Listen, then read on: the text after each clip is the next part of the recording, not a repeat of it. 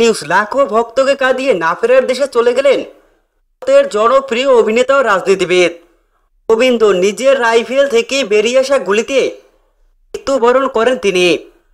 বিস্তারিত সম্পূর্ণ জানতে হলে ভিডিওটি না টেনে দেখতে থাকুন শেষ পর্যন্ত। ভারতের জনপ্রিয় অভিনেতা ও রাজনীতিবিদ গোবিন্দ নিজের গুলিতেই গুরুতর আহত হয়েছেন। মঙ্গলবারই ঘটে এই দুর্ঘটনা। ভারতের গণমাধ্যম থেকে জানা যায়, একটি অনুষ্ঠানে যাওয়ার জন্য প্রস্তুতি নিচ্ছিলেন তিনি। তখনই তার লাইসেন্স করা পিস্তলটি পরিষ্কার করেন। ঠিক সেই সময় তার রাইফেল থেকে একটি গুলি বেরিয়ে এসে গোবিন্দর পায়ে লাগে। সাথে সাথে গুলিবিদ্ধ গোবিন্দকে নিয়ে তৎক্ষণাৎ নিয়ে যাওয়া হাসপাতালে। ভারতের গণমাধ্যম থেকে জানা যায়, প্রচুর রক্তক্ষরণ হয়েছে তার।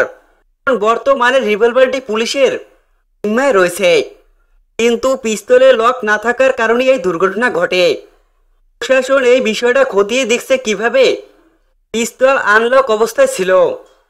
তো বন্ধুরা, খুব শিগগিরই হয়তো ভারতের জনপ্রিয় অভিনেত্রী তারকাবিদ গোবিন্দ সুস্থ হয়ে আবারও দর্শকের সামনে আসবেন। তো বন্ধুরা,